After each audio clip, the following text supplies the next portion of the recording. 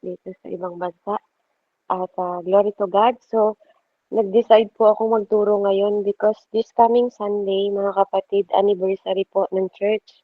So, kailangan ko pong mag-perform, kailangan kong nag-ano po sila na baka pwede daw akong umawit.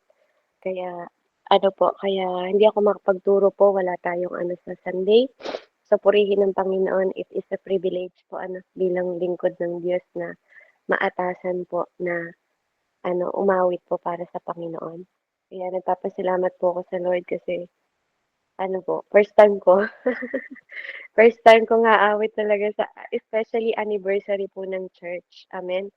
31 years anniversary po ng church. Kaya, salamat po sa biyaya ng Panginoon na mabigyan ako ng pagkakataon. Purihin ang Diyos. Kaya, glory to God. Hallelujah.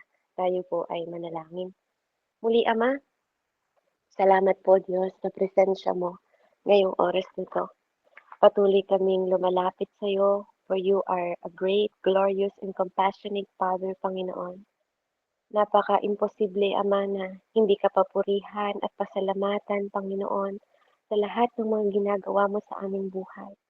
Salamat na patuloy kang nagpapakita ng liwanag, Panginoon ko, sa mga panahon na nakakaranas kami ng kadiliman, Panginoon ko, at kalungkutan, mga pagsubok, Panginoon. Patuloy mo kaming hinihila papalapit sa iyo.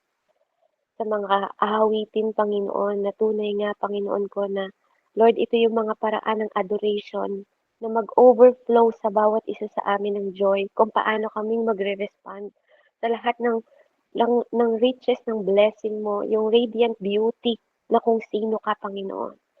Lord, maraming salamat sa pagdidisiplina mo sa bawat isa sa amin.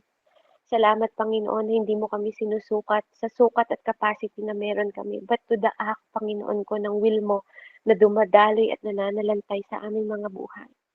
We are so grateful, Father God, na nakikilala namin, Panginoon, na Ikaw ang Diyos na nagdudwell sa bawat isa sa amin, Ama. Kung bakit kami nakakaawit para sa iyo, kung bakit kami naglilingkod sa iyo, kung bakit kami, Panginoon, patuloy na sumusunod, Ama. Salamat na patuloy naming nadidiscover, Panginoon ko, yung mga wonderful way mo na ma-enjoy namin yung presensya mo. Yung grateful heart, Panginoon ko, na ipinagkakaloob mo sa bawat isa sa amin na magbigay kami ng kwarto, Panginoon, para sa mga good gift, Panginoon, na pinagkaloob mo sa bawat isa sa amin na hindi namin pinaghirapan, but it's all because of your grace, mercy, and love, Father God. Kaya naman, Ama, karapat-dapat lang na malaanan ka namin ng oras sa mga oras na to. Karapat-dapat lang na magtiwala kami, Panginoon, na ipagkaloob sa iyo, Panginoon, ang aming buhay ng pamilya namin, kaligtasan namin, proteksyon, Ama. Lord, salamat na mapagkakatiwalaan ka. Salamat na nakikita namin yung control mo sa buhay namin and sovereignty mo sa aming mga buhay, sa pamamahala mo sa lahat ng bagay, Panginoon ko, mula sa aming mga pamilya at mahal sa buhay at sa mga tao sa paligid namin, O Diyos. Salamat na nakikita namin ang kabutihan mo. Kaya ang aming mga dila ay patuloy na magpupuri, Panginoon. Tulungan mo kami ngayong gabing ito na ma-filled pa kami, Panginoon ko. Yung buhay namin ma-filled pa, Panginoon, ng praises and thanksgiving, Panginoon. At kagalakan, Ama, na habang nagpapadisiplina kami, nagpapakorek kami, Panginoon, napapalapit din ang aming intimacy, Panginoon, sa pagmamahal mo at sa presensya mo, Panginoon ko. Nawa, Ama, patuloy mo kaming i-convict, i-correct, Panginoon, at i-align, Ama, sa kalooban mo sa aming mga buhay, na ma-reach namin, Panginoon, sa tulong at gabay ng banal na Espiritu, na meron kaming mataas na takot, Panginoon ko. Taas na takot na paglabanan ang mga kasalanan, Panginoon, at patuloy na ihain ang aming mga sarili na banal, kalugod-lugod, Panginoon, at kapuri-puri sa iyong harapan. Maraming salamat na patuloy naming nararanasan ng presensya at kapayapaan na nagmumula sa iyo. You are worthy to be praised and to worship, Father God. Ito po ang aming samot dalangin sa araw na to.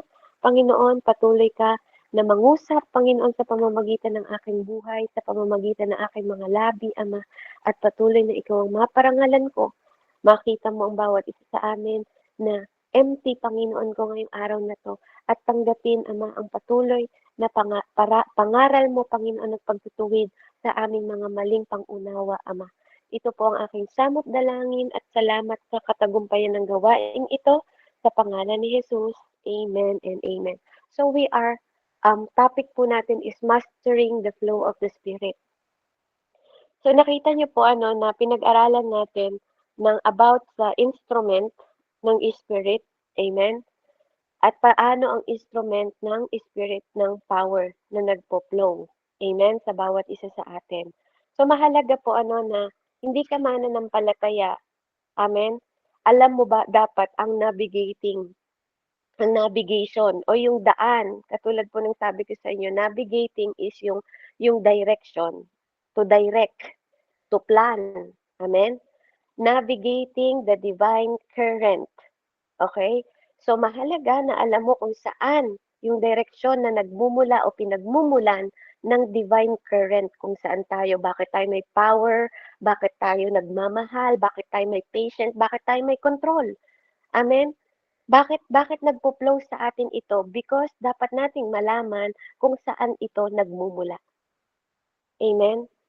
At kailangan din ng ating kooperasyon, mga kapatid. Hindi pwedeng si Spirit lang ang kumikilos. Amen? Kaya nga napakahalaga ng katayuan ng soul natin. Amen? Kasi mga kapatid, hindi ang katawan mo ang kinakausap ni Spirit, kundi yung soul natin. Amen? At yung ating spirit. Amen? Kaya yung katawan natin, kumbaga, parang alipin po natin yung katawan natin. Kaya nga kapatid, hindi pwedeng sisihin natin, 'di ba? Sisihin natin dahil pag tayo nagdesisyon saka lang po susunod yung ating laman. So itong tinuturo ko po sa inyo is to know, makita natin pag sinabing divine current, banal, amen? Banal na pinagdadaluyan o ito yung movement kung saan dito kumikilos ng continually kung paanong yung kuryente dumadaloy sa ilaw, kung paanong ang tubig dumadaloy sa batis, amen? Kaya nga sabi ko sa inyo, kahit na maliit, kahit konti lang na pagpatak ng tubig, makakapuno pa rin yan ng isang timba. Amen? Yung maliit na spring, kahit konti lang ang tulo ng sapa na yan, amen? Makakapuno pa rin yan ng swimming pool. Kaya yung kaunti na nalalaman ninyo ngayon, amen? Pag nagbigay tayo ng dedication, ng intimacy sa Panginoon, mapupunuan din po tayo. Hindi kailangan lang ng Diyos na sabihin natin, Lord, fill me. But how you feel the Holy Spirit? The Holy Spirit need your cooperation too. The Holy Spirit need us in this world, mga kapatid. Katulad nung ginamit niya yung katawan ni Jesus Christ. Amen? Kinakailangan niya ng katawan sa mundong ito para maihasik, amen, ang kanyang salita. Kailangan niya ng katawan mo para mag-lay hands sa tao. Kailangan niya ng bibig mo para maghayag ng good news. Kailangan niya ng paa mo para lumakad, hindi puro lakwatsa lang ang ginagawa. Ang sipag-sipag maglakwatsa, pero ang tamad-tamad mag-share ng gospel. Amen? Nag-share ng gospel, napilitan pa. Wala pang kapayapaan. Kasi nakalimutang isuot yung sandales ng kapayapaan. Ang armor of God po hindi para sa Diyos. Para yun sa'yo, Ate Jean. Para yun sa'yo, Ate Meds. Para yun sa'yo, Kuya Lindon. Hindi po kailangan ng Holy Spirit ng armor of God. Kasi siya siya yung navigator nun. Sa kanya yun galing na pinagkakaloob sa'yo, Ate Ann. Kasi ikaw ang may kailangan nun. Ikaw ang may kailangan ng helmet ng salvation. Tayo ang may kailangan. Hindi natin kailangan i-save si Spirit. Amen. Kasi si Spirit, pag di natin tinanggap si Holy Spirit, yung Spirit natin babalik din sa Diyos. Tayo ang may kailangan nun, Ate Vina. Ganun siya kahalaga, Kuya James. Amen. Hindi kailangan ng Spirit ng breastplate ng righteousness. Kasi He is righteous itself. Amen.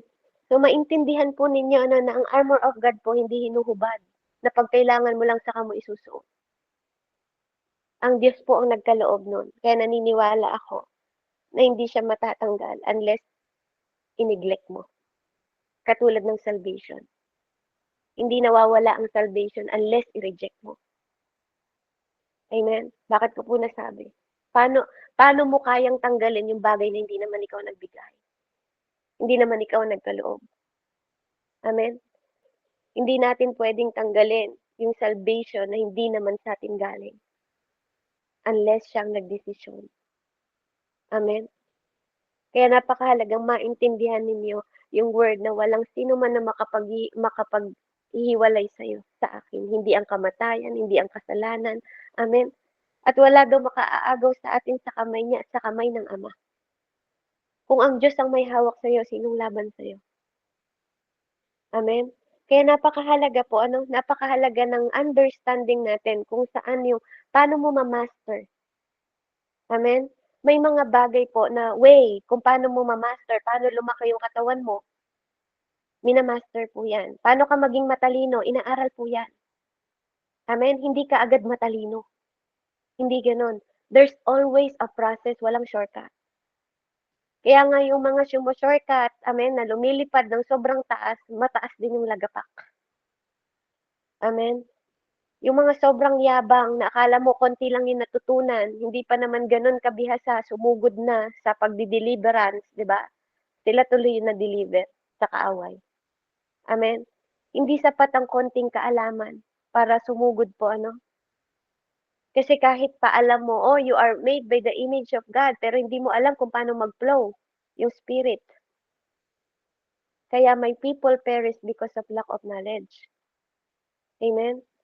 Hindi porke naka-receive ka ng salvation ngayon, pwede ka nang humakbang sa lahat ng bagay. Especially when you are lack of knowledge. Amen? Hindi porke tinatawag mo si Jesus Christ, filled ka na ng Holy Spirit. Hindi lahat na nagbabanggit ng pangalan niya filled ng Holy Spirit. Amen? At hindi lahat po ng nagdadasal maka-Diyos. Amen? Marami pong taong nagdadasal, marami ding taong nagfa-fasting. Pero hindi lahat Diyos natin na tinatawag. Amen? Kaya mahalaga 'no na ma-master natin yung flow ng spirit. So last week ano po nasabi ko itutuloy ko nga yung spiritual, yung spirit, yung instrument ng spirit. And nasabi ko po yun that our body is the instrument ng spirit. Amen? Hindi puwedeng kumilos ang soul at ang spirit na walang katawan, Ate Ashley. Hindi puwedeng kumikilos ang spirit mo sa himpapawid pero yung katawan mo tulog. Amen? Hindi po puwedeng tumulong yung spirit and soul na hindi kumikilos yung katawan natin. The Lord need us, kaya niya tayo ginawang temple at dapat po maunawaan natin yon. Kaya tayo tinawag na walking Bible kasi may lumalakad. Amen? Pero kung tinatawag natin na ang Diyos natin is a spirit, tas hindi ka naman kumikilos sa spirit, nasa natural ka pa rin, how can you demonstrate the power? Kaya maraming mananampalataya na walang power. Amen? Bakit? Hindi naunawaan. Ayaw kumilos spiritually. Kung naniniwala kayo that our God is the Spirit, you have to believe at kailangan mo ring mag-move by the Spirit. Kaya nga kung hindi ka mamumuhay by the Spirit, mamamatay ka. Amen? That is biblically. If you walk in the Spirit, it will give you life. But if you walk in the flesh, you will die. Amen? Kaya mahalaga na alam natin yung movement natin kasi it will become the instrument kung paano ang heaven is nag-i-stick, nag-i-heal at nagtatransform. Amen? Kaya kapag na-mismanage natin or na-neglect natin yung body parts natin, ito yung isang bagay na pinakamahirap sa tao para ma-fully express si God sa buhay natin. Even yung third person ng spirit ay nasa iyo. Kung nineneglect mo at nami-mismanage ka sa spirit, hindi ka magagamit ng Diyos. Nasa iyo ang Holy Spirit pero inggitera ka pa rin hanggang ngayon. Nasa iyo ang Holy Spirit pero taga ka pa rin, gossiper ka pa rin. Wala ka pa rin ginawa kundi pag-usapan yung mga tao behind the back. That's evil. That is so evil sa mata ng Diyos. Hindi mo kailangan mag-murder ng tao para maging murderer. Yung ine-slander lang natin yung ating kapwa, you are murderer sa harap ng Diyos. Sinasabi mong filled ka ng Holy Spirit, 'di ba? Pero grabe ka, manglait ng tao. Pero sinasabi mo, you are filled with the Holy Spirit. Pero yung bibig mo, amen, mura pa rin ng mura, puro kalaswaan yung sinasabi, puro paninira, sa pastor mo, sa leader mo, sa mentor mo, ng nakatalikod. Amen. Yung mata mo, hindi ka nga nagsasalita, pero yung mata mo, puro kalaswaan yung nakikita. Kaya nagpo-flow sa katawan mo, yun yung minamanage mo, yun yung ninanavigate mo. Amen? Yun yung nagka-current, nagpo-flow sa'yo. Yung tawag ng laman, hindi tawag ng espiritu. Yung pagsiselos. Amen? Yung kamay kung saan-saan hinahawak. Pero sinasabi mo, you're holy. Amen? Yung tenga kung ano-anong pinapakinggan. But you say you're filled with the Holy Spirit. So body is a portal, mga kapatid. It is a tool. Amen? Our body is divided sa tatlong distinction. Amen? Physical body, the soul body, and the spirit body. Bawat isa po, may kanya-kanyang possession. Amen? Meron siyang own set ng member niya na nagli-link together. Para maintindihan po natin, for example, your spirit, may eyes din yan. Your soul, meron ding mata yan. And also, 'di ba, yung physical natin, nakikita natin, may mata din. Amen?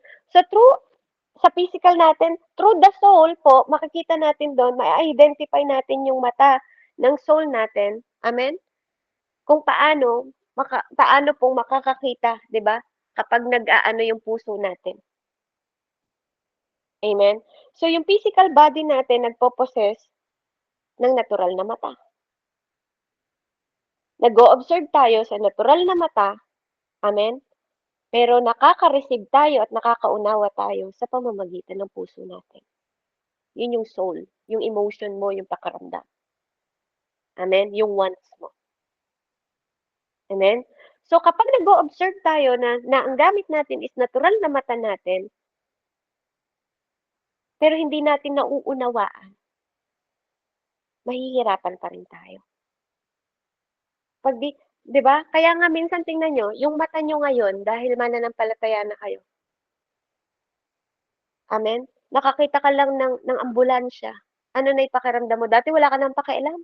Bakit pag dumaan ngayon yung ambulansya sa'yo, tapos may kasunod na pulis? 'Di ba? Bakit nililid ka agad sa panalangin? Sino nakakaranas ng gano'n? Nakita mo lang yung ambulansya, nagdadasal ka na. Amen? Yung nakita ng natural na mata mo, amen? Iba yung impression sa spirit mo and soul mo.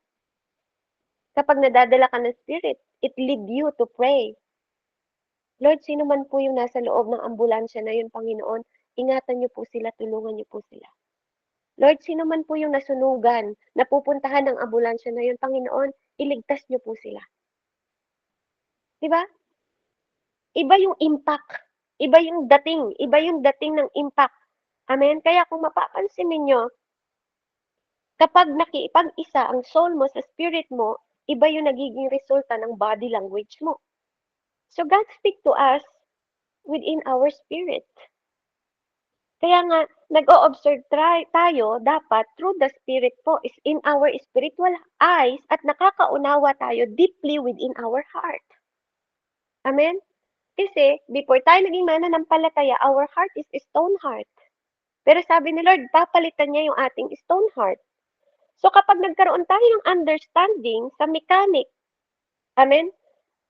Sa mechanics ng our being, bilang mananampalataya, our bodies magiging effective to na magamit ng Panginoon. Hindi ka na dating epektibo na magamit ng mundo. Katulad ng mga seraphim na dinescribe sa scripture, kung saan meron silang mga mata. Amen? May katawan din sila. At sila ay pinanganak in the spirit at nagpo-possess sila. Sabi ko dito, no? Basahin natin sa Isaiah 6:2 hanggang 3. Sabi dito, Isaiah 6, Revelation 5 verse 6. Pagkatapos nakita ko sa pagitan ng matatandang pinuno at ng trono, napapaligiran ng apat na buhay na nilalang ang isang korderong nakatayo na ang anyo ay tulad sa pinatay na. Ito'y may 7 sungay at 7 mata na siyang 7 espiritu ng Diyos, malaking D po, Diyos, na ipinadala sa buong daigdig. Amen? So si John po, si John beloved po ang sumulat ng Revelation. Amen? So dito makikita natin, kung i-imaginein mo lang yung dinescribe niya dito, mukha bang Diyos yung dinescribe niya? 7 mata, di ba? Amen? May sungay. Amen? So kung i-imaginein mo siya, through your imagination lang po, parang hindi ka maniniwala. Amen? Pero sa spiritual perception, ito po yung nakita niya sa Book of Revelation na dapat maintindihan natin that the Lord Jesus as a lamb, amen, with 7 eyes. Kordero ng Diyos kasi nakasulat doon. So it is Him with 7 eyes, mga kapatid. Amen? 7 eyes po. Hindi dalawa katulad mo. So mukha bang pag i-imaginein mo siya. Amen? Kaya napakahalaga that we understand through the Spirit po, hindi lang sa natural na imagination natin. But since ikaw at ako ay tinawag as a conform in His image, mga kapatid, we must be diligently, amen, na hanapin yung bagay na ini-intend ng Panginoon sa atin. O yung intention niya sa atin, mga kapatid. Hindi ka lang pinanganak dito sa mundo para dagdagan mo lang yung populasyon, para magpasikip ka lang sa mundong ito. There is a delicate, meron siyang dinedicate o inappoint na trabaho mo at trabaho ko. Hindi ka lang dito para magkaanak, magbuhay ng anak, mag-alaga ng asawa, magpalaki ng anak, magpaaral, magtagumpay sa buhay, tapos na. That's not the intention of God. Mas malalim pa. Mas malalim yung intention ni God sa atin.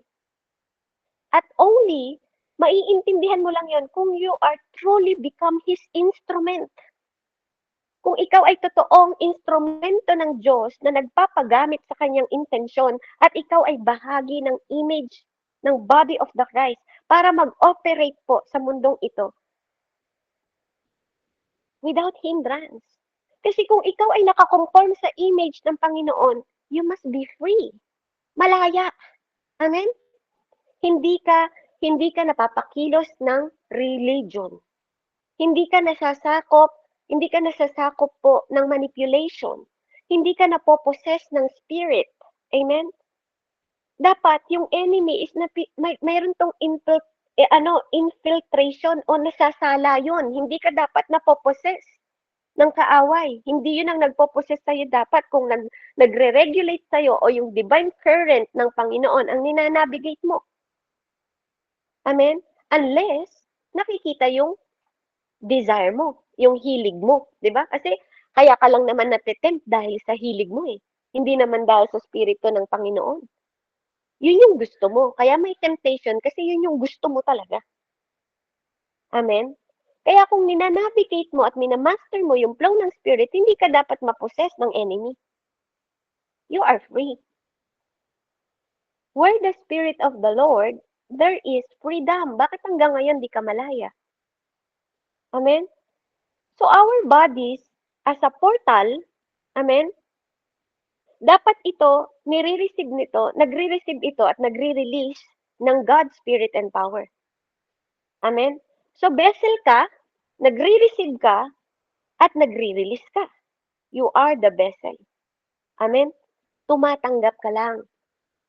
Amen? At dapat marunong ka rin mag-release ng power.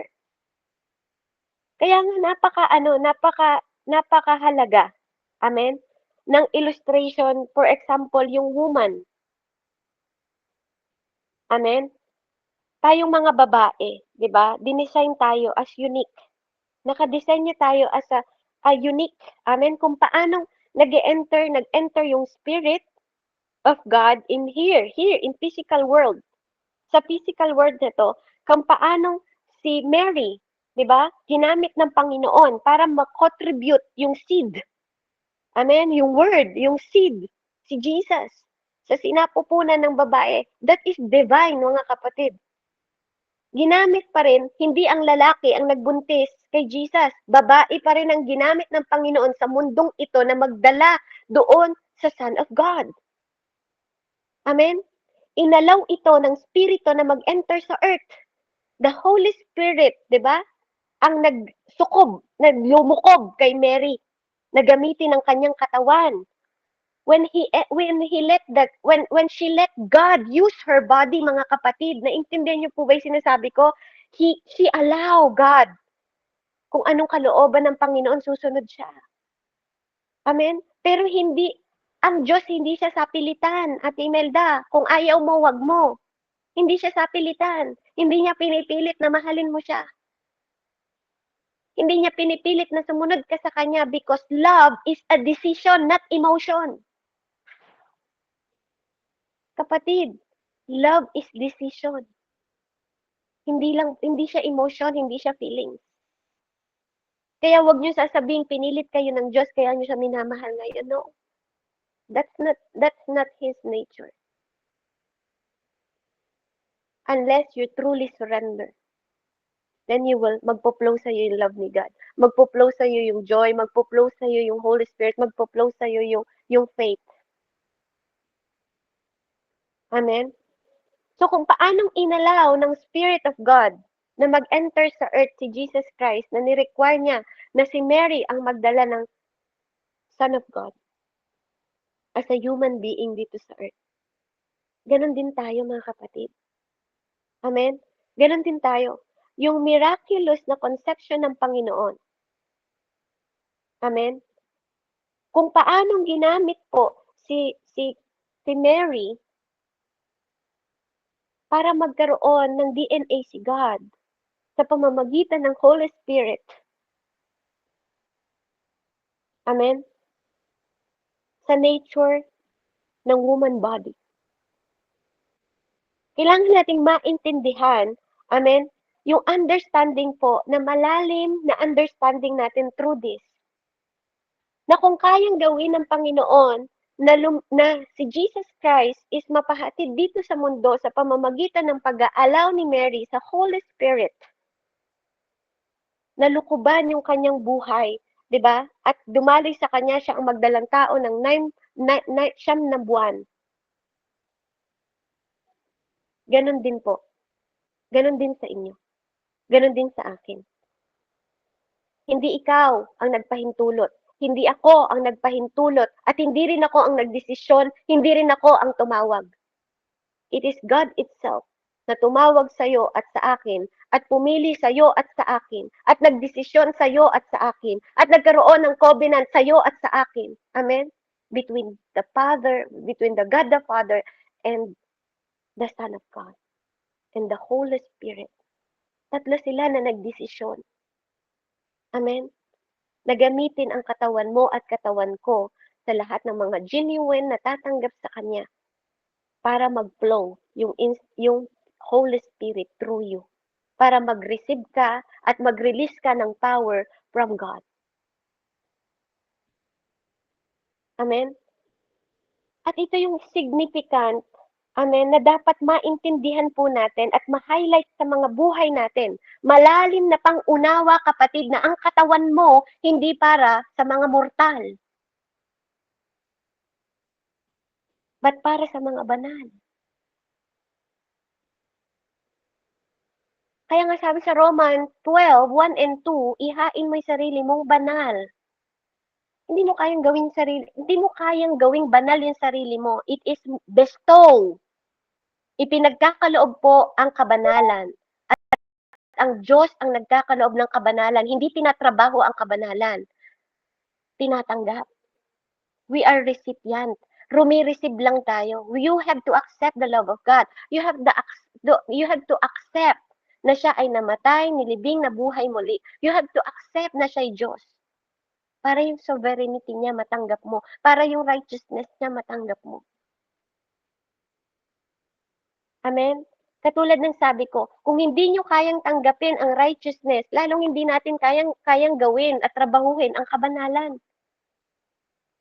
Kung pinagkaloob ang katwiran o righteousness na tinatawag because of Jesus Christ, do you think kaya nating tanggapin ang kabanalan without Jesus Christ? No.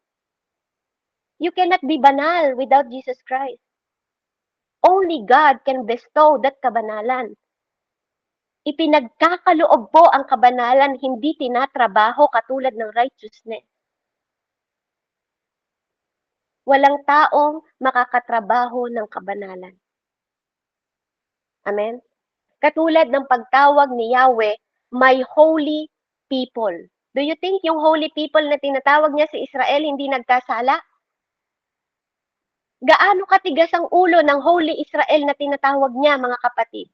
Kung ilang beses silang hindi sumunod sa Diyos, ngayon sabihin mo sa akin kung kayang trabahuhin ang kabanalan.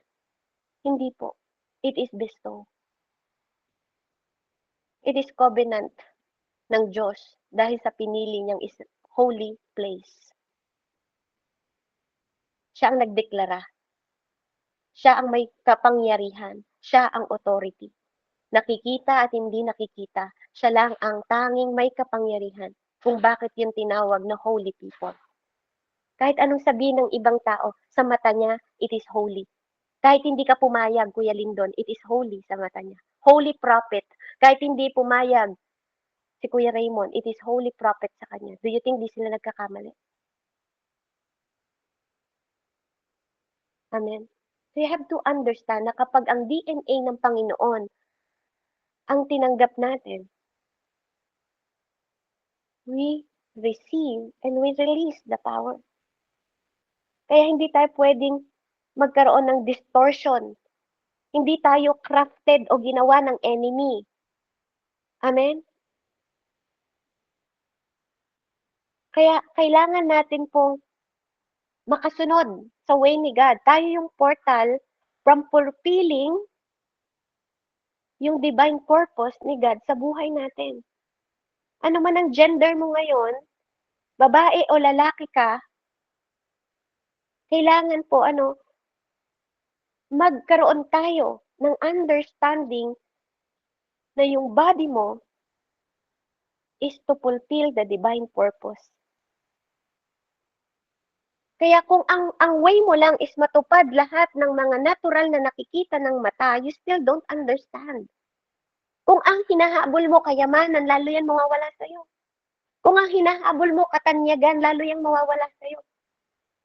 Pero kung kaunawaan sa divine purpose ng Panginoon, the way ni God, di ba, ma-fulfilled ka lalo. Kaya may dahilan ang Panginoon kung bakit ang divine spirit is nagbo-born ito, God Himself living in a physical body. Kaya kailangan nating i-embrace o yakapin yung katotohanan, tayo pong lahat, na hindi ang physical na bodies natin, hindi lang ito channel ng God's virtue. Without understanding, magiging imposibleng lumakad sa katotohanan at sa prophetic.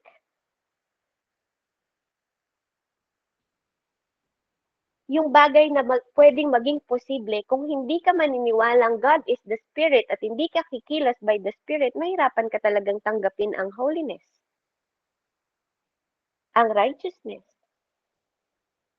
Amen? Kasi bakit? Hindi, nakadistort ka eh. Hindi naka-align yung katawan mo sa way ng Spirit. Paano mo mamamaster yung flow kung ayaw mo i-allow si God na i-surrender yung physical body mo para ma-allow yung soul mo at spirit mo na sumunod sa Holy Spirit? Because hindi siya pwedeng mag-flow nang hindi ka ginagamit. From the Old Testament Amen? Si Tatay Abraham, sila Tatay Abraham from the prophet, nature, generation by generation, ancient generation, through God, the Son, the Holy Spirit move. Tapos ikaw, you are saying na body ka ng Christ, pero walang Spirit move. Amen? So, napakahalaga po. Napakahalaga ng pinag-uusapan natin. Kasi, ang spiritual operation, kapatid, katulad din yan ng mga factory, may process. So, kung ayaw mong i-master yung flow ng Spirit, how can you master it? Paano ka magiging excellent? May tinatawag din excellent spirit. Si Daniel, binigyan ng regalo ng excellent spirit. Amen? There's more. There's more of ng katangian ng Jesus. You cannot read Jesus. You cannot read the thoughts of the Lord unless makipag-isa ka sa Spirit. Even the Word of God, you cannot understand kung di ka makikipag-isa sa Kanya. Amen? Hindi pwedeng maging portal or vessel yung katawan mo kung hindi ka makikipag-isa sa Espiritu ng Diyos. Mark 1:41, amen? Sabi niya po dito,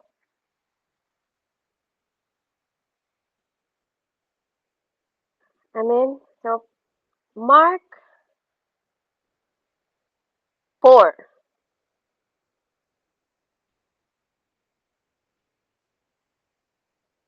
Mark 4:41. Hallelujah. Natakot sila ng labis at namangha. Sabi nila sa isa't isa, anong klaseng tao ito?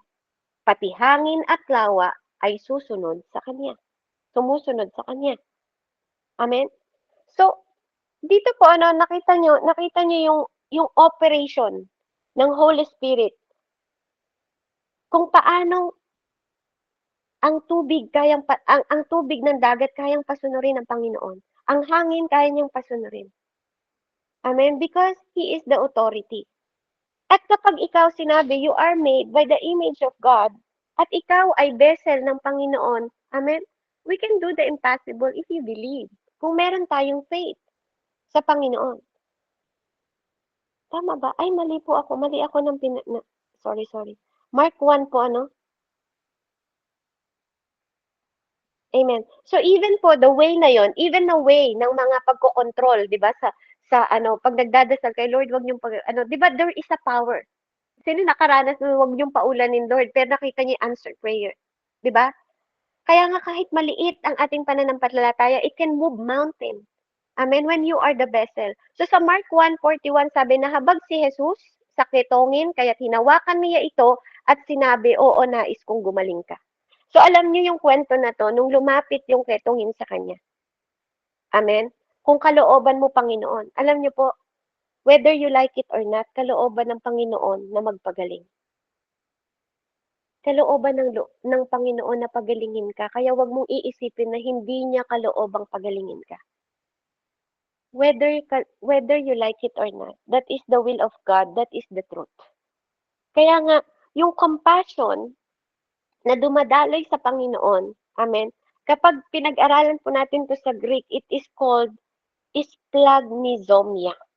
It is the Greek term na nagde-derive from the splagna na nagre-refer sa internal organ or specifically dun sa bituka or yung bowel na tinatawag or guts natin. Na kapag ang compassion ng Panginoon dumaloy sa inyo, tingnan nyo, parang there is inside of you na gustong lumabas. Amen? Na kapag hindi mo sinusunod ang Diyos, there is conviction na parang, bakit ganito yung nararamdaman ko? Na nasa loob siya ng stomach mo. 'Di ba? Na parang sabi nga, butterfly na na-experience mo yung physical sensational, yung sensation ng compassion ng Panginoon, bakit ganun na lang yung habag mo sa tao na yun? Bakit ganun na lang yung eagerness mo na ipanalangin siya? It is inside you. Yun yung compassion na tinatawag. Hindi lang to basta feelings. Ito yung pakiramdam na hindi ka makakatulog sa conviction na ginagawa ng Holy Spirit sa iyo. Yung internal organ mo nag-i-express siya. The Spirit of God nag-i-express siya inside our human spirit. Na nagre-reflect siya sa state ng kaluluwa mo na kailangan mo sumunod, 'di ba? Kasi si Lord Jesus, yung nagre-react na, nagli-lead na sa'yo to compassion. Kasi kung tayo lang, we don't have compassion, mga kapatid. Kasi tayong mga tao, naawa lang tayo sa gusto nating kaawaan. Sa gusto lang nating tulungan. Mabait lang tayo sa gusto natin. Pero when the Holy Spirit of the Lord, 'di ba, nag-work sa buhay mo, when the Holy Spirit nag-move sa buhay mo at ikaw ay ginawang vessel nito, kahit kapangit na ugali, kahit nakakasuka na yung ugali, kahit hindi nakapatapatawad, gusto mo pa ring patawarin, gusto mo pa ring mahalin because it is inside you. It is the Spirit of the Lord, na compassion and Spirit of the Lord, yung Father will na nakikipag-communicate sa'yo directly to Him, through you. Amen? Kung bakit meron tayong spiritual discipline, kung bakit nakakayanan mong mag-fasting, bakit mo na-maintain, 'di ba, na sinisikap mo, andun yung eagerness mo, andun yung pag-iwas mo sa kasalanan. Dahil ayaw mong magkaroon ng pollution. Ayaw mong magkaroon ng unclean things. 'Di ba? Andun yung pag-aano mo sa buhay mo na kapag nagkamali ka na, andun na yung conviction agad. Lord, patawarin mo ko. Lord, sorry kasi nagawa ko ito. Sorry Lord, nakapagsalita ako ng hindi maganda. Andun na agad. Pagtalikod mo pa lang, andun na agad yung conviction ng Panginoon. Because the Holy Spirit cannot leave the unclean vessel. The Holy Spirit cannot leave. 'Di ba? Hindi siya pwedeng makipag-isa sa masama. Because He is so holy. He is so holy para yung bibig mo is gamitin mo sa kasamaan. Gamitin mo sa kasiraan. It is not. Hindi siya pwedeng pumayag. Hindi mo pwedeng mag-flow ang maalat at matabang na tubig sa bibig mo. Hindi pwedeng nagpupuri ka sa Diyos, praise Jesus, praise God, and then at the same time, you are ruining the name of other people. Cannot. It cannot happen. Amen? Kaya yun yung bagay na pinapaingat sa atin ng Panginoon. Because you are the bodily portal ng Diyos. You are the vessel this world. Amen? Ikaw yung representative ni God sa mundong ito. And how you master that na mag-flow, nagsisimula yun una sa'yo, sa katawan mo, sa bahagi ng katawan mo, sa mata mo, sa tenga mo, sa bibig mo. Amen? You have to see in the lens of God. Kaya kahabagan and grace and mercy yung ibibigay natin sa tao. We don't look in the look of natural eyes. Pero kailangan mo ng natural eyes. Nakikita niyo po yung sinasabi ko sa inyo? You cannot separate the physical body, the soul of the body, and the spirit body. You cannot separate them. Amen? Si physical body, kailangan din siyang mag-move in the holiness of God. Amen? Kaya napakahalaga po. Napakahalaga po nun. You are the possession of God. Once you surrender yourself to the Lord, pagmamay-ari niya na ikaw, walang sayo. Kaya lahat ng meron sa'yo, isurrender mo sa Kanya. Yung anak mo, yung katawan mo, yung buhay mo, walang tira. There's no room para itira mo. Para sa sarili mo. Kung gusto mong pakialaman ng Diyos yung buhay mo, you have to surrender to the Lord. Everything. Walang, hindi Lord yung salas ko ha, akin lang to. Hindi Lord yung anak ko, ako ang magpapa-ano dito. Ako magkocontrol dito. No. Everything is surrendered to the Lord. Pati oras nga natin, pati katawan natin, lahat.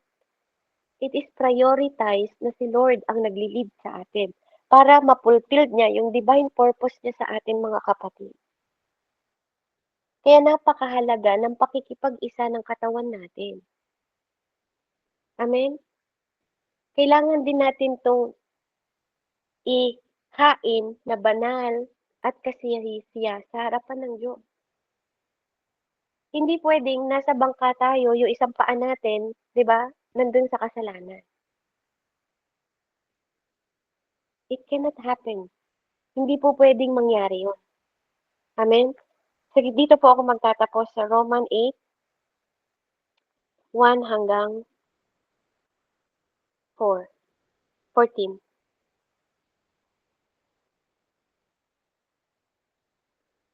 Para maintindihan po ng bawat isa sa atin. Roman 8, sabi po ng salita ng Panginoon, 1 hanggang 14. Kaya nga, wala nang kahatulang parusa sa mga taong nakipag-isa na kay Kristo Jesus. Sa pamamagitan ng kautusan ng Espiritong nagbibigay buhay, malaking Espiritu po, meaning Espiritu ng Diyos, ang nagbibigay ng buhay sa iyo at sa akin. Sa pamamagitan ng kautusan ng Espiritong nagbibigay buhay dahil sa pakikipag-isa natin kay Kristo Jesus, pinalaya na ako mula sa kautusan ng kasalanan at kamatayan. Ginawa ng Diyos na hindi kayang gawin ng kautusan dahil sa kahinaan ng tao. Isinugo niya ang kanyang sariling anak sa anyo ng taong makasalanan upang pawiin ang kasalanan. Sa gayon, hinatulan na niya ang kasalanang umalipin sa tao. Ginawa ito ng Diyos upang ang itinakda ng kautusan ay matupad sa atin na namumuhay ayon sa Espiritu, malaking Espiritu po, at hindi ayon sa hilig ng laman. Ang mga namumuhay ayon sa hilig ng laman ay walang pinapahalagahan, kundi ang mga bagay na ukol sa laman. Ngunit ang namumuhay ayon sa Espiritu ay nagpapahalaga sa mga bagay na espiritual. Ang pagsunod sa hilig ng laman ay naghahatid sa kamatayan. Ngunit ang pagsunod sa Espiritu ay nagdudulot ng buhay at kapayapaan. Kaya nga, kapag itinutuon ng tao ang kanyang pag-iisip sa mga hilig ng laman, siya'y nagiging kaaway ng Diyos. Sapagkat hindi siya nagpapasakop sa batas ng Diyos at sadyang hindi niya ito magagawa. At ang nabubuhay ayon sa hilig ng laman ay hindi maaaring kalugdan ng Diyos, capital D po, Diyos.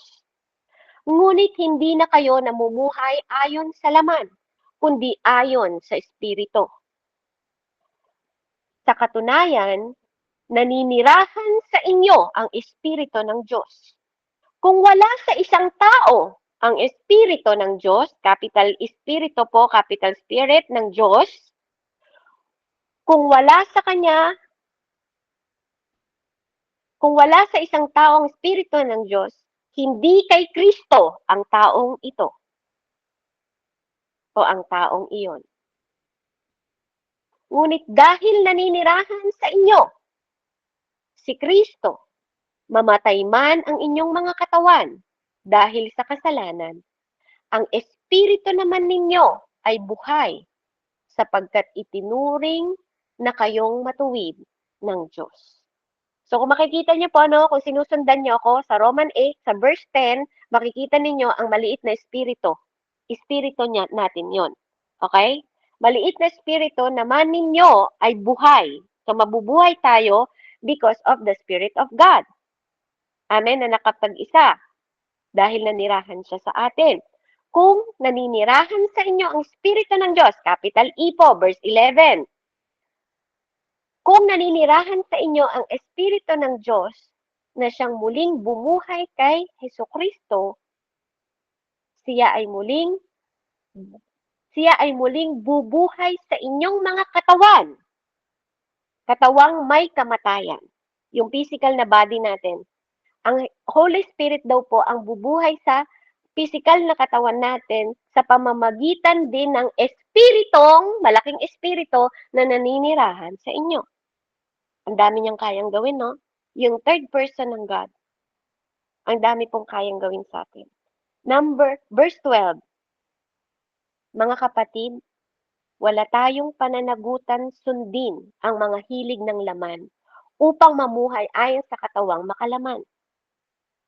Verse 13, sapagkat mamamatay kayo kung namumuhay kayo ayon sa katawang makalaman. Ngunit, pinapatay ninyo sa pamamagitan ng Espiritu ng Diyos, capital E, amen, ang mga gawa ng katawang makalaman, mabubuhay kayo.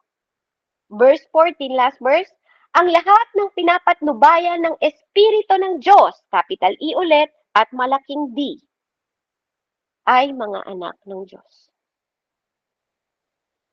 Amen? Kung susundan niyo pa po yun, sa verse 15 makikita niyo, sapagkat hindi espiritu ng pagkaalipin ang inyong tinanggap, upang kayo'y mamuhay sa takot. Sa halip, ang inyong tinanggap ay ang espiritu ng pagkupkop upang kayo'y gawing anak ng Diyos. Kaya tayo'y tumatawag sa Kanya ng Ama, Ama ko. Verse 16, ang espiritu ang nagpapatotoo na kasama ng ating espiritu, kasama po maliit na espiritu natin.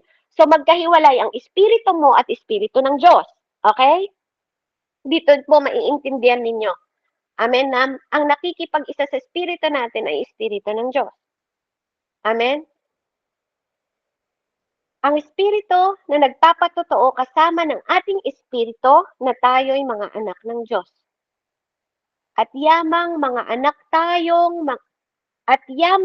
anak, tayong mga tagapagmana ng Diyos ay kasamang tagapagmana ni Kristo. Sapagkat kung tayo'y kasama niya sa pagtitiis, so may pagtitiis, whether you like it or not, mga kapatid, hindi dahil na kay Kristo tayo walang pagtitiis, may pagtitiis. Tayo'y makakasama niya sa kanyang kalwalhatian. Amen? So there's endurance, mga kapatid, na dapat hinihiling natin sa Diyos din. Galing din po yun sa Kanya. Amen? Kung hihingin natin sa Panginoon. Kaya mga kapatid, it's all the working ng Spirit. Kaya kailangan nating i-master yung flow ng Spirit na pinag-uusapan natin. Ito po yung pinag-uusapan natin ngayon. Hindi nyo mai-injured sa sariling lakas, sa sariling kakayahan, sariling talento, amen, o ability ninyo. Kung hindi natin bibigyan ng opportunity, amen, hindi natin tatanggapin yung banal na spirito ng Diyos para ma-injured natin ang lahat ng ito. Kasi siya yung shield natin, siya yung tatak natin, siya yung maghaharap sa atin sa Diyos. Siya yung susi. Sa madaling salita, He is the key para mag-flow ka in the Spirit. Siya yung susi na binigay ng Panginoong Diyos na tutulong sa atin, na magko-comfort sa atin, na magpapaalala sa atin ng lahat ng sinabi niya. Kailangan kong iwanan sa inyo, sabi niya sa John, Amen, 15. Diba? Kasama niyo ako hanggang sa end of this age. Always. Dahil sa Holy Spirit na yon na nagpo-flow sa'yo. Siya yung magdadala sa'yo ng Spirit mo sa harapan. Siya yung magdadala sa atin sa Diyos, Ama. Kaya natin siya natatawag na Ama, Ama ko. Siya rin ang dahilan kung bakit tayo tinawag na anak. Amen?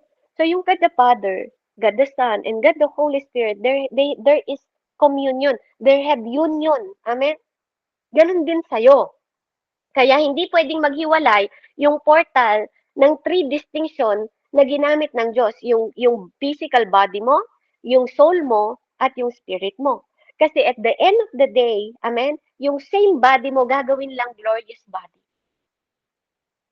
Pag dumating na si God, yung glorious body, papalitan niya ng divine body. Katulad kung paanong si Jesus, di ba po, nung nabuhay siya, hindi muna siya nagpahawak kay Mary, kailangan niya munang humarap kay God the Father, amen, para patunayan na patay na ang kasalanan sa pamamagitan niya, nakipag-covenant siya kay God the Father, hindi mo yun covenant sa Diyos, mga kapatid, wala kang kinalaman dito, wala kang part dito, unless yung Holy Spirit ang mag-lead sa'yo sa mundong ito. So yung covenant ng God the Father at God the Son, dahil sa Kanya, kaya tayo nakakaharap sa Diyos Ama. Dahil sa Kanya, kaya tayo tinawag na anak ng Diyos. It's all Him. Amen? Wala tayong ambag dito. Kasi even our physical body, kung hindi tayo mapifill ng Holy Spirit, hindi din tayo magpo-flow sa fulfillment ng divine purpose ng Diyos kasi hindi tayo nag-surrender ng fully sa Kanya. Mahihirapan kang sumunod kung nasa laman ka. Pero kung nasa spirit ka gumikilos, it is buhay and kapayapaan. Malaya ka.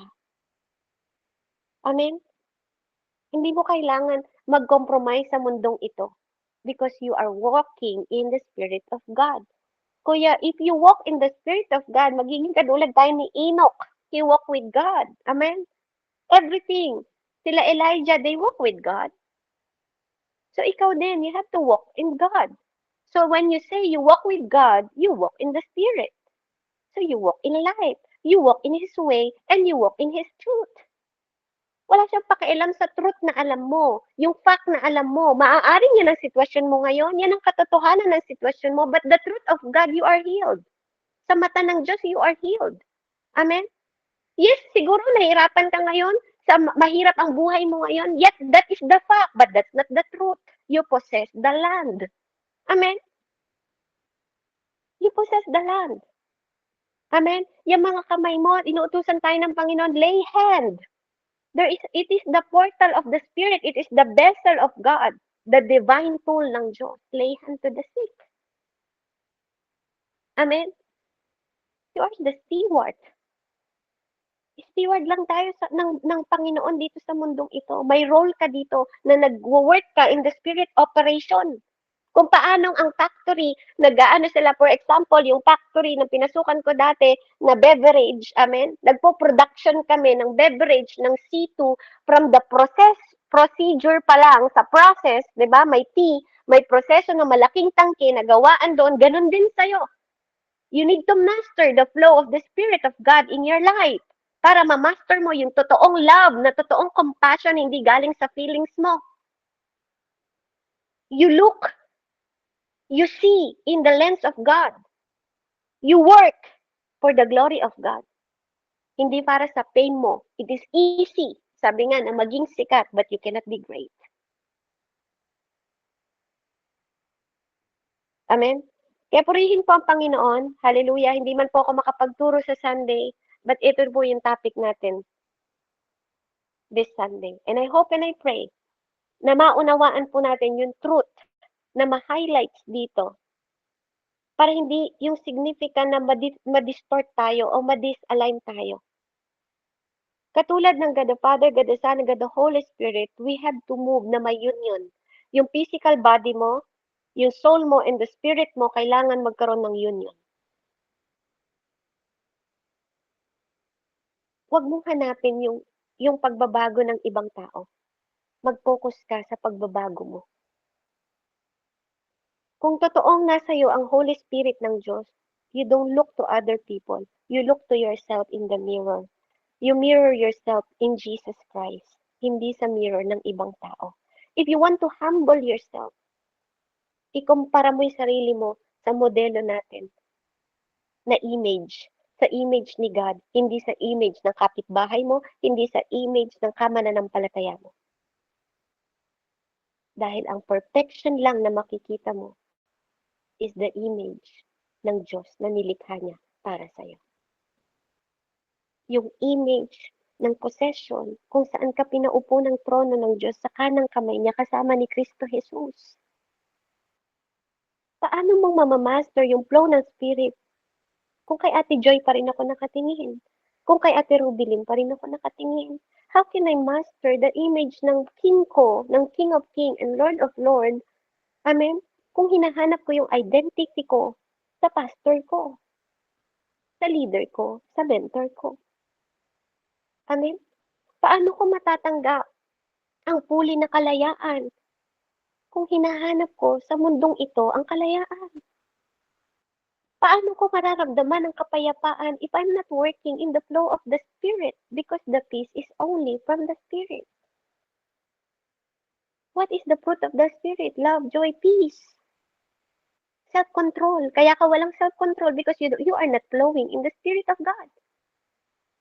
Ayaw mo magpa-drive sa Espiritu ng Diyos, kaya hindi mag-flow, kaya hindi makasunod yung body natin, yung physical body. Kasi ikaw pa rin ang nasusunod. Hanggat ikaw ang nasusunod sa sarili mo, ikaw pa rin ang Diyos ng sarili mo. God will not force you na sumunod sa Kanya unless you surrender. Fully surrender. True surrender. then makakapag-flow yung divine purpose ni God sa buhay natin because we master the flow of the Spirit. Heavenly Father, in the mighty name of Jesus, we honor you, Father. We glorify your name. We magnify your name. We bless your name, Father, because nararapat ka lang. Pasalamatan. Thank you for using us as a portal, Father God, ng fulfillment ng divine purpose mo. Divine purpose mo sa asawa namin, divine purpose mo sa mga anak namin, divine purpose mo sa church mo, divine purpose mo sa ministry, sa online, divine purpose mo sa neighbor, divine purpose mo sa mga tao, Panginoon, na nilikha mo sa mundong ito, O God. Divine purpose mo as a body of church. Lord, we surrender everything right now. Lumuluhod kami sa iyo, Panginoon. Use us as the vessel, Father God, na possession mo at hindi possession ng will namin, kundi possession ng will mo. Na magkaroon kami ng understanding, Panginoon, ng mechanic of being, even in the crucial na situation namin sa mundong ito. Maging effectively kami used by you. At hindi lang used by other people. Hindi kami namamanipulate ng ibang tao, Panginoon. Hindi namamanipulate ng church namin. Amen. But Lord, in your will, in your way, and in your truth, ma-identify namin yung sarili namin in your eyes, in your heart, in your spirit, in your hearing, na ma-perceive namin yung understanding through your heart na nagpo-flow sa puso namin, Panginoon, yung bagong puso na nilikha mo sa amin. Yung kinreate mo ng your spirit inside us, oh God. Lord, create us a clean heart. And renew the right spirit within us na mag-walk kami, na magkaroon kami ng pagtitiwala, ng reliance on you. Even hanggang sa pagtulog namin, ma-discover namin yung joy and peace. Become our companion. Magkaroon kami ng pinpoint, Father God, na yung time na mag-delightful kami, magkaroon kami ng delightful, Panginoon, na journey sa mundong ito, na we be still and know that you are God, the sovereign, Father God. As you said, Panginoon, through your word, that I am the Lord your God, who take hold of your right hand and say to you, do not fear, I will help you. Thank you, Father God, for being our firm foundation. Yung secure foundation that no one, no circumstances can take away us from you. That you have the possession, Panginoon, sa mga loved ones namin. You have the control sa loved ones namin, Panginoon. Your presence, O God. Your presence, Lord. Kaya maraming salamat sa pagmamalasakit mo sa amin for teaching us the truth, O God. Yung perfect love, your word, Panginoon, your unfailing love na nagsusurround sa bawat isa sa amin na magtiwala ng puli sa iyo. Na matrain kami, Panginoon, na mag-increase yung awareness namin to love you, Father God. And to love other people. Salamat po, Ama, sa unfailing love, sa forgiveness. Thank you, Holy Spirit. Thank you, God the Father. May your glorious truth, Panginoon, sa scripture at sa word mo at promises mo, Panginoon, ang matagpuan namin sa lahat ng oras at lahat ng panahon. Sa pangalan ni Jesus, patuloy kang mag-shine sa buhay ng bawat isa. In Jesus' name I pray. Direct us, O God. Guide us, Panginoon. Lead us, O Lord, sa life of abundance, compassion, truth, and life. Thank you for you never change. You are the same yesterday, today, and forever. In Jesus' name. Amen and amen. Glory to God po and God bless po. Back to you po,